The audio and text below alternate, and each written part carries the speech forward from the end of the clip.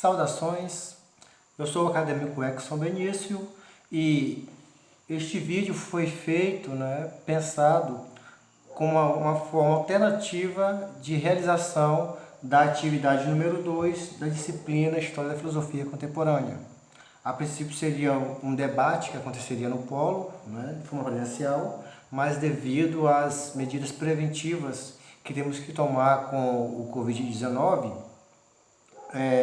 essa atividade foi adaptada para ser feita em forma de vídeo. Bom, consistia em um debate, que seriam a equipe de acadêmicos seriam distribuída em grupos e dentro desses grupos seriam dados temas específicos para serem discutidos e esses temas seriam ou a questão do niilismo e vontade, de verdade do Nietzsche, ou seria o conceito de modo de produção do Karl Marx. Por identificação e por já ter algumas leituras acerca deste autor, eu decidi fazer uma abordagem em cima do trabalho do Nietzsche. Bom, Nietzsche é um filósofo contemporâneo do século XIX que vai fazer várias análises sociológicas e filosóficas, principalmente, da sociedade daquela época. Como é que vivia, como é que era o imaginário, como era o conceito cultural, filosófico, social do homem da contemporaneidade. E Nietzsche vai fazer uma análise dessa sociedade muito parecida com a consulta entre um médico e o seu paciente. E ele vai diagnosticar que a sociedade contemporânea do século XIX era uma sociedade doente. Uma sociedade oca, uma sociedade vazia, uma sociedade sem força de vontade.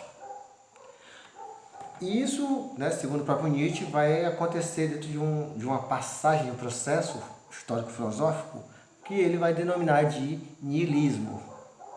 Bom, vamos por parte. O texto que se refere ao título Niilismo e Vontade de Verdade, no pensamento de Nietzsche, é um texto do João, do professor João Vilas Boas. E ele vai também se basear muito também na pesquisa do Oswaldo de Acquoy, outro grande pensador filosófico que nós temos, e vai abordar muito sobre o trabalho do Nietzsche, principalmente a Gaia Ciência, a questão do Crepúsculo dos Ídolos, que é este livro aqui, um dos livros que eu gosto muito de ler, e um pouco do Anticristo, esta obra aqui também do Nietzsche, que poderia, na minha opinião, ser um pouco melhor abordada. Mas isso depende muito do autor, Bom, vamos entender o seguinte, então. Para o Nietzsche, a sociedade contemporânea do século XIX era uma sociedade doente, e os ídolos eram as principais causas desta doença na sociedade. Que a modernidade era um tempo doente, com uma sociedade doente, com uma sociedade muito carente de preencher um vazio existencial que essa sociedade vivia por conta da frustração niilítica provocada pelos ídolos. Estes ídolos seriam a doença da sociedade contemporânea. Bom, a atividade ela consistiria na elaboração de perguntas de um grupo para o outro, e como não vai acontecer mais dentro desta perspectiva, nós vamos tentar trazer aqui as perguntas e, consequentemente, suas possíveis respostas baseadas no que foi feito de leitura, tanto em relação ao texto do João Vilas Boas, quanto dos próprios livros do Nietzsche que eu tenho aqui comigo. Aqui na minha coletânea está faltando a Gaia Ciência, que é um livro muito citado por ele no artigo, mas é um livro que nós já fizemos a leitura, já fizemos um trabalho em cima dele, um livro muito interessante até a ser lido. Bom, vamos lá, vamos às ideias do texto central. A gente pode começar com uma pergunta básica: o que era a sociedade contemporânea do século XIX para Nietzsche? E como é que esta sociedade vai fazer essa transvaloração dos valores? Como é que a sociedade vai passar pelo processo de niilismo até entender o que seria o niilismo superficial, né? E o niilismo completo. Vamos por partes. Tá? Vamos primeiro abordar essa questão da sociedade. Como eu disse no início da minha fala, a sociedade contemporânea, na visão de Nietzsche, é uma sociedade doente, muito dependente de ídolos. E quem seriam esses ídolos?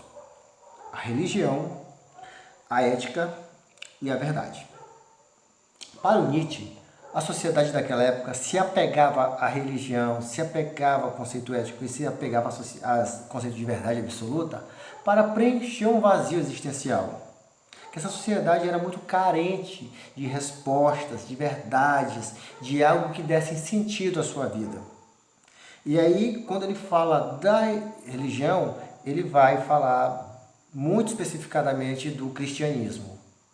Que os conceitos de valores do cristianismo, segundo Nietzsche, eram contraditórios, eram conceitos de valores que traziam no seu fundo, né, resquícios de niilismo, porque deixava a vida do homem vazia, a vida do sujeito sem sentido. Porque é uma ideologia que pregava, acima de tudo, a questão da transcendência.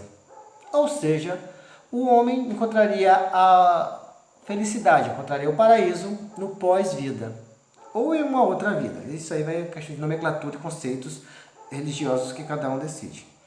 Mas para o Nietzsche, que nessa concepção cristã, viver aqui seria apenas uma passagem, que a real felicidade estaria no pós-vida, né? Ou no caso, após a morte.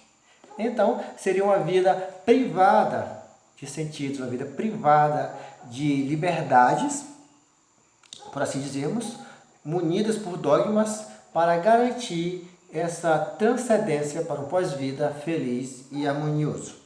Outro ídolo que ele critica muito é a ideia de ética, né? Que seria uma ética social, uma ética colocada pelos estados, fundamentada na moral, onde o homem teria que se portar segundo normas de um estado que deliberaria o que seria certo e o que seria errado, o que seria verdadeiro e o que seria falso, numa vida social. Para viver em sociedade, você precisa ser preso a regras, preso a normas, preso a morais, e a transgressão dessas regras seria um crime. E o outro ídolo do Nietzsche seria a verdade. Que as instituições, tanto as religiosas como as estatais, elas dariam para o homem, para o sujeito, uma ideia inabalável de verdade.